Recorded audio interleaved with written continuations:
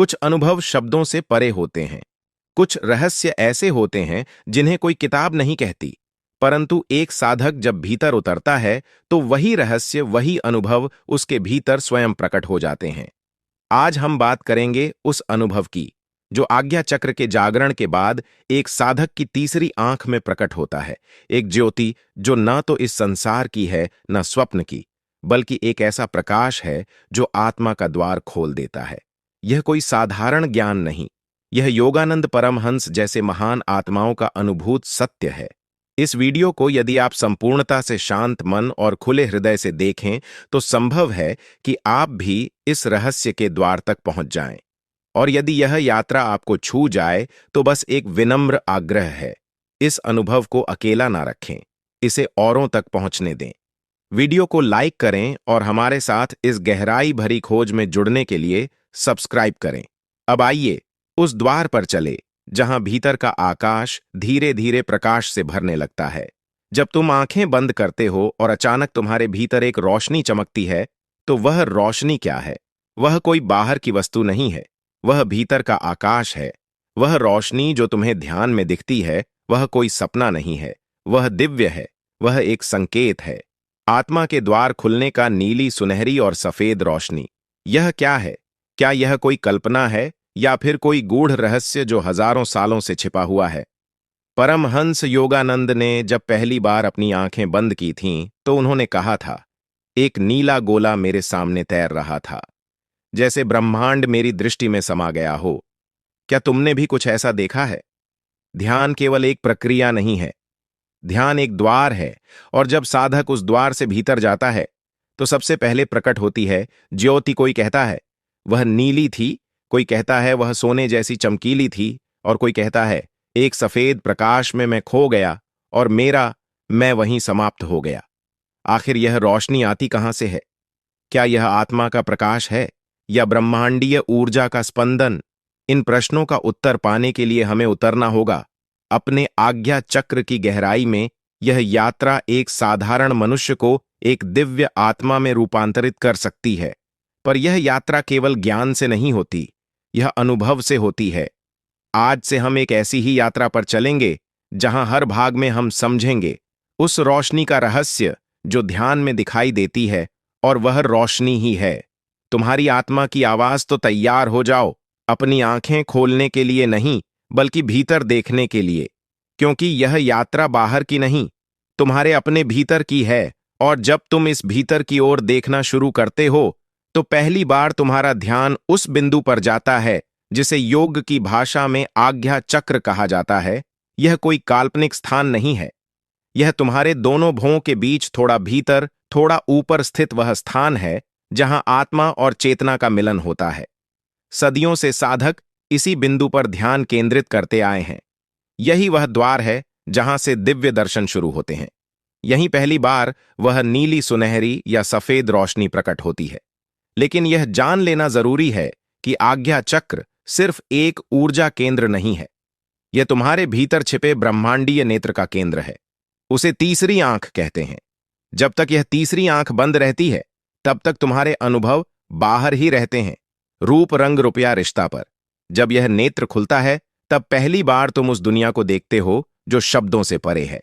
परमहंस योगानंद ने लिखा है कि जब साधक आज्ञा चक्र पर ध्यान करता है तो वह सबसे पहले एक नीला गोलाकार प्रकाश देखता है जिसके बीच में एक सफेद तारा चमकता है। क्या यह कोई दिव्य संकेत है या महज मानसिक भ्रम? इसका उत्तर अनुभव में छिपा है।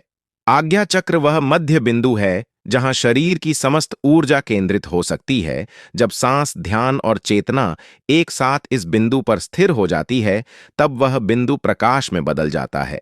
और यह कोई साधारण प्रकाश नहीं होता, यह वही प्रकाश है जिसे सूफी संत नूर कहते हैं, जिसे आर्ष मुनि तेजविता कहते हैं, और जिसे मसीहा कहते हैं। ईश्वर का राज्य तुम्हारे भीतर है। जब तुम आज्ञा चक्र पर पूर्ण श्रद्धा और मौन के साथ ध्यान करते हो, तो वह बिंदु तुम्हें एक नई दृष्टि देना शुरू करता है। तुम्हें दिखाई देता है वह जो सामान्य आंखें कभी नहीं देख सकती। यह दृष्टि बाहर नहीं जाती, यह भीतर उतरती है और यहीं से शुरू होता है ज्योति दर्शन का पहला अनुभव। जब वह नीली रोशनी प्रकट होती है तो साधक चौंक जाता है, क्योंकि वह रोशनी किसी बल्ब की नहीं होती, ना ही किसी आंखों के भ्रम की। वह इतनी गहरी, इतनी आकर्षक होती है कि साधक उसमें खो जाता है। परमहंस योगानंद ने कहा था, वह नीली रोशनी मेरे भीतर थी, लेकिन मैं उसे देख रहा था जैसे वह बाहर हो। यह विरोधाभास ही उसका रहस्य है, क्योंकि यह बाहर नहीं होती, लेकिन फिर भी दिखाई देती है। यह नीला रंग सदैव से अध्यात्म में गहराई, असीमता और शुद्धता का प्रतीक रहा है।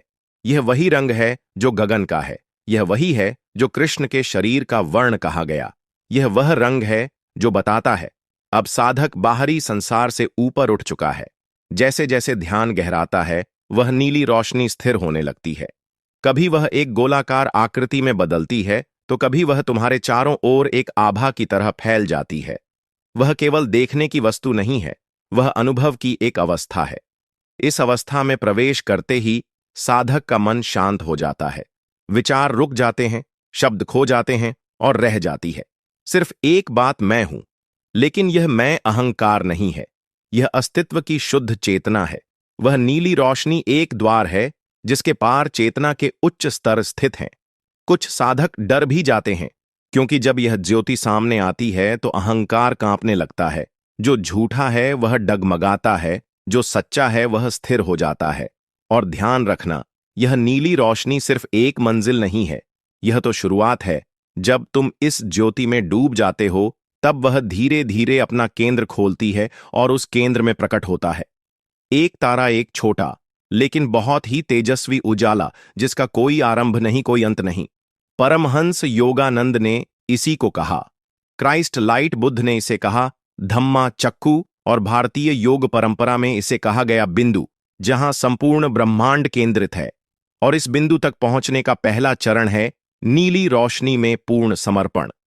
यह समर्पण तुम्हें उस द्वार तक ले जाएगा जहां मैं मिट जाएगा और केवल प्रकाश ही प्रकाश बचेगा।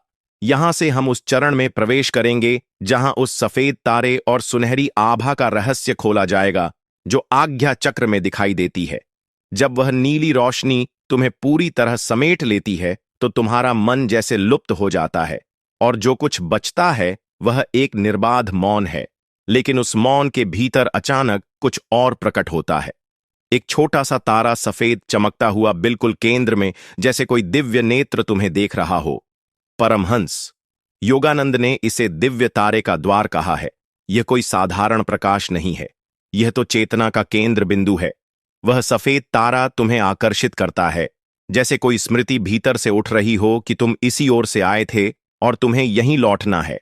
यह वही बिंदु है जिसे वेदों में कहा गया सत्यम ज्ञानम अनंतम ब्रह्म, वह ब्रह्म जो अनंत है, जो तुम्हारे भीतर है और जिसकी झलक तुम्हें इस सफेद तारे में मिलती है।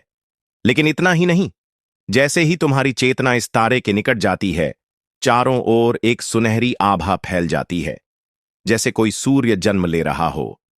तुम्हारे भीतर वह सुनहरी आभा शुद्ध प्रेम की ऊर्जा है। यह बताती है कि अब साधक सिर्फ देख नहीं रहा, बल्कि वह उस रोशनी में एकाकार हो रहा है। वह सुनहरी आभा कोई रंग नहीं है, यह तो चेतना का ताप है। वह ऊष्मा है जो तुम्हारी पुरानी सीमाओं को जलाने लगी है। इसी को साधक ज्योति दर्शन कहते हैं। और यह दर्शन तब होता है जब साधक आज्ञा चक्र पर ध्यान, भक्ति और मौन के साथ पूरी तरह समर्पित हो जाता है। ध्यान देना, यह तारा और सुनहरी आभा कोई अलग अलग दृश्य नहीं है, यह एक ही चेतना के तीन रूप हैं।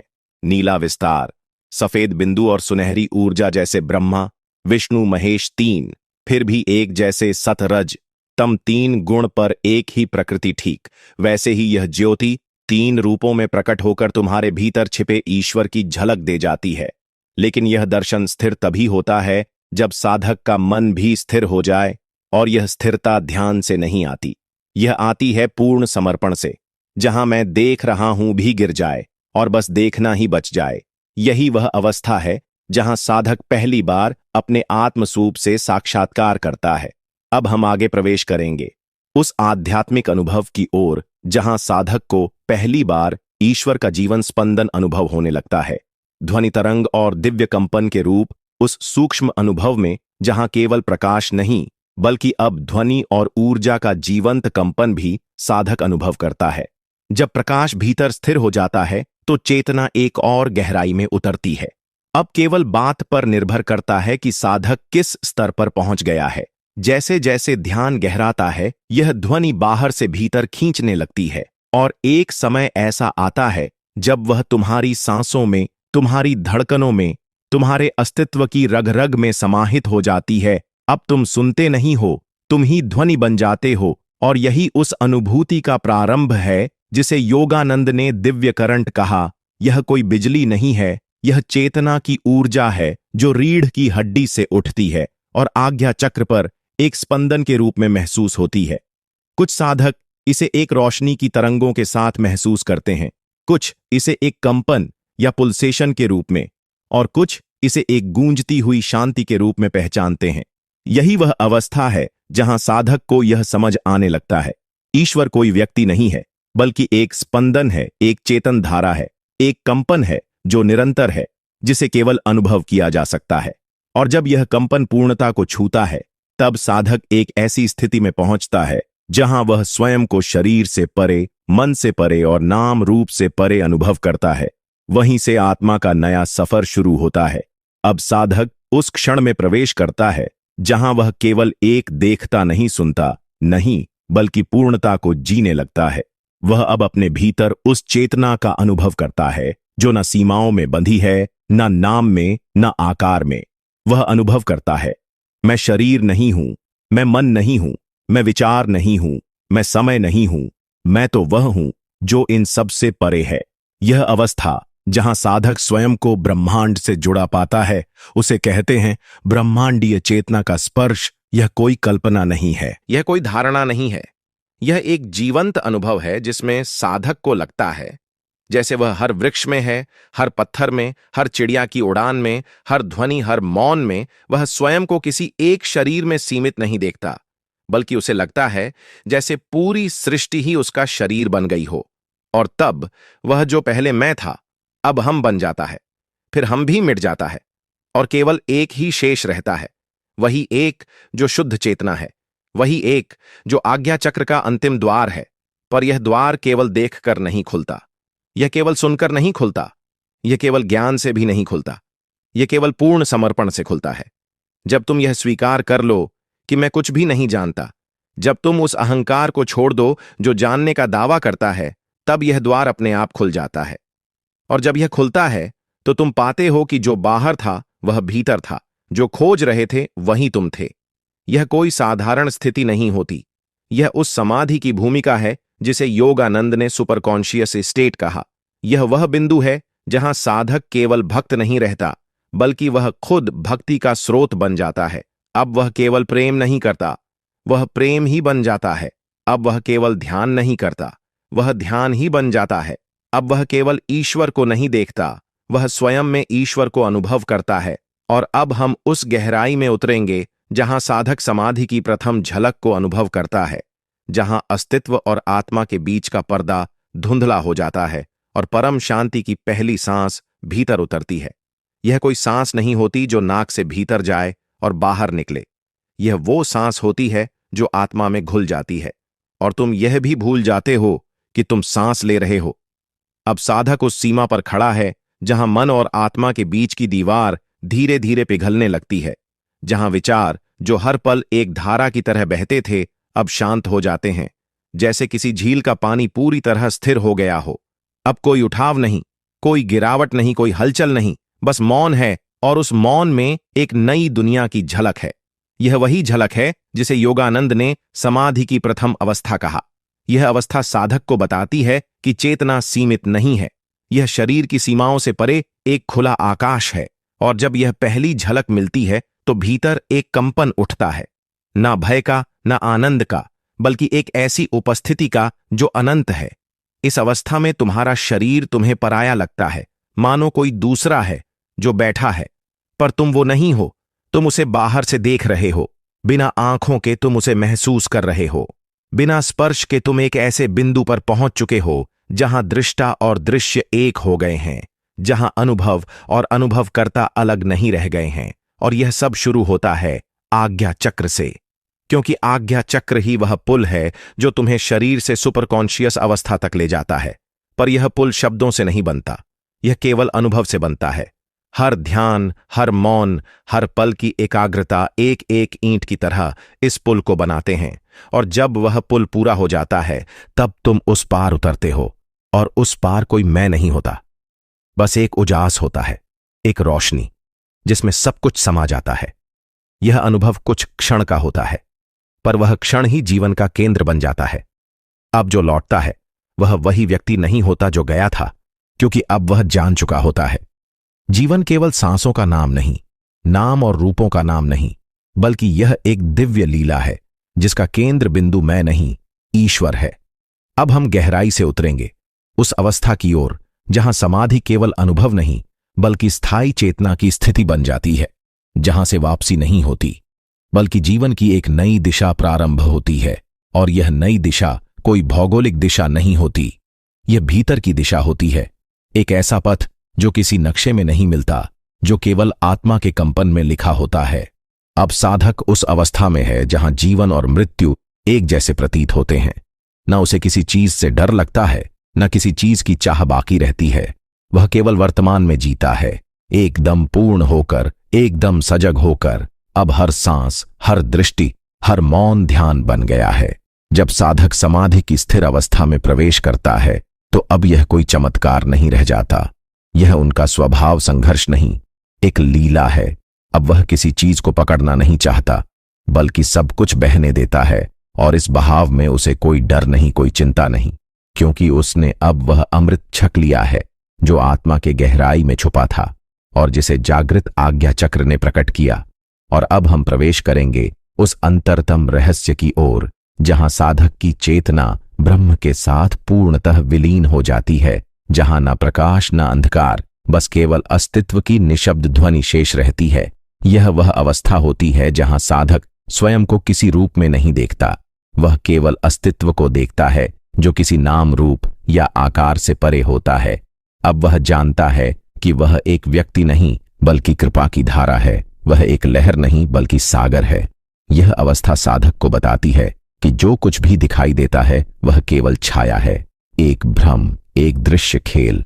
तुम जो सोचते हो कि तुम शरीर हो वह केवल एक अस्थायी रूप है जो बदलने के लिए आया है। तुम जो सोचते हो कि तुम विचार हो वह भी केवल एक लहर है जो थोड़ी देर में गायब हो जाती है। यह वह क्षण होता है जब साधक को समझ में आता है कि वह कभी ना जन्मा था, ना मरेगा, वह हमेशा रहा है, रहता है और रहेगा। यह अनुभव अतुलनीय होता है। वह शांति जो पहले केवल शब्दों में थी अब अस्तित्व का अनुभव बन जाती है। समाधि का यह अंतिम चरण साधक को यह अनुभव कराता है कि वह अंतरिक्ष है जो समय से परे है, जो अस्तित्व और रिक्तता के बीच संतुलन बनाए रखता है।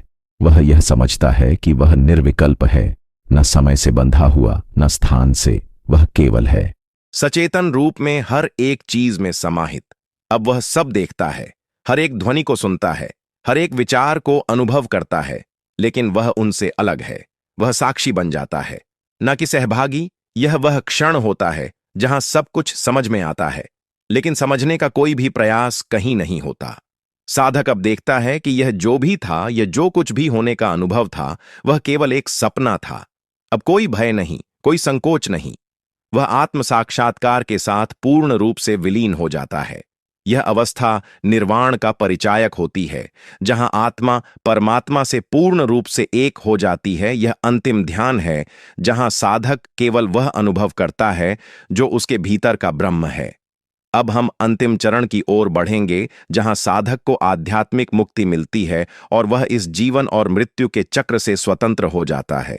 यह वह अंतिम अवस्था है जहां साधक को यह गहरा एहसास होता है कि जो कुछ भी उसने कभी अनुभव किया था वह केवल आध्यात्मिक भ्रम था। उसने दुनिया को, अपने शरीर को, अपने विचारों को किसी अदृश्य पर्दे के पीछे देखा था, पर अब वह पर्दा उठ चुका है। अब वह जान चुका है कि आत्मा ही ईश्वर है और यह दोनों कभी अलग नहीं थे। यह वही अवस्था है जिसे योगानंद ने निर्विकल्प समाधि कहा। इस अवस्था में साधक पूरी तरह से ब्रह्म से एक हो जाता है। अब कोई भी साधना नहीं होती, कोई भी आत्म साक्षात्कार का प्रयास नहीं होता। साधक स्वयं आत्म साक्षी बन जाता है, जो ना कुछ करता है ना कुछ होने का अनुभव करता है। वह बस है, पूर्ण रूप से, सजग रूप से, साक्षी रूप से वह महसूस करता है कि वह न अपने शरीर से बंधा है, न अपने विचारों से, न समय से। वह अमर है, जो कभी न जन्मा था, न मरेगा। वह स्वयं ब्रह्म है, जो हमेशा था, है और रहेगा। अब साधक आत्मा के इस अद्वितीय अनुभव में पूर्ण रूप से समाहित हो जाता है, जहां कोई भी फर्क नहीं होता तथा अस्तित्व का कोई अलग अलग रूप नहीं होता। सब कुछ एक जैसा होता है, हर चीज एक दूसरे में समाई होती है, और वह केवल एक विशाल एकता का अनुभव करता है। यह वह क्षण होता है जहां साधक को यह एहसास होता है कि जीवन और मृत्यु केवल एक खेल है, एक लीला है। वह अब खुद को स्वयं ईश्वर का रूप समझता है, क्योंकि वह जान चुका है कि हर जीव में वही आत्मा है जो उसके भीतर बसी हुई है। अब वह किसी भ्रम में नहीं है। उसके भीतर का आध्यात्मिक प्रकाश बिना किसी रुकावट के जलता है। वह अब निराकार ब्रह्म का अनुभव करता है, जो न केवल उसकी आंखों के सामने है, बल्कि हर एक कोशिका में समाहित है। इस अंतिम स्थिति में साधक ब्रह्म और अपने शरीर के बीच कोई अंतर नहीं पाता। वह जानता है कि यह शरीर केवल एक अस्तित्व का रूप है और आत्मा ही सच्चा अस्तित्व है। वह इस अवस्था में पूर्ण ब्रह्म ज्ञान का अनुभव करता है, और यह अनुभव न केवल एक व्यक्ति का, बल्कि संपूर्ण विश्व का अनुभव बन जाता है। अब यह जीवन के अंतिम क्षणों का अनुभव है, जहां मुक्ति का मार्ग पूरी तरह से साफ होता है। वह अब सुख और दुख से परे है। वह केवल एक स्थिरता को अनुभव करता है, जो निर्विकल्प है, जो पूर्ण है, जो ब्रह्म है। अब वह आध्यात्मिक मुक्ति को प्राप्त कर चुका है और जीवन और मृत्यु के चक्र से बाहर है। वह अब सब कुछ देखता है, लेकिन वह कुछ भी नहीं करता। वह स्वयं ब्रह्म का रूप बन चुका है, जिसका कोई प्रारंभ और कोई अंत नहीं है। यह पूर्ण ज्ञान है, यह निर्विकल्प स्थिति है, यह आध्यात्मिक मुक्तिदायक अनुभव है, जो उसे समग्रता में वापस लाता है। ये थी योगानंद जी की शिक्षा पर आधारित आज्ञा चक्र और ब्रह्म ज्ञान की यात्रा, जहां साधक स्वयं को जानता है, स्वयं को पहचानता है और अंततः स्वयं ब्रह्म बन जाता है। मित्रों, यह यात्रा केवल एक दृष्टिकोण नहीं, बल्कि एक आध्यात्मिक अनुभव है। आज आपने सुना क्या होता है जब हम अपने भीतर की सच्चाई को पहचानते हैं, और कैसे आज्ञा चक्र के माध्यम से हम अपनी आत्मा के वास्तविक स्वरूप को पहचान सकते हैं। यह एक अद्वितीय अनुभव है, जो हर एक साधक के लिए जीवन का सबसे महत्वपूर्ण मोड़ हो सकता है। हमारे जीवन का सबसे बड़ा उद्देश्य यही है, स्वयं को जानना, स्वयं को समझना और फिर उस अद्वितीय सत्य के साथ एक हो जाना। हमारे भीतर जो दिव्य ऊर्जा समाई हुई है, उसे जागृत करना, उसे अनुभव करना, यह असली योग है, असली ध्यान है, और यही ब्रह्म ज्ञान है। अगर आपने इस वीडियो से कुछ सीखा या कोई नई दिशा पाई, तो कृपया इसे अपने दोस्तों और परिवार के साथ साझा करें। इस वीडियो को लाइक करें और चैनल को सब्सक्राइब करें, ताकि हम और भी गहरे ज्ञान और आध्यात्मिक अनुभव साझा कर सकें। आपका ध्यान ही आपका सबसे बड़ा शिक्षक है। इसे हर दिन साधे और देखिए कैसे आपकी आत्मा अपने असली रूप में खिल उठती है। धन्यवाद।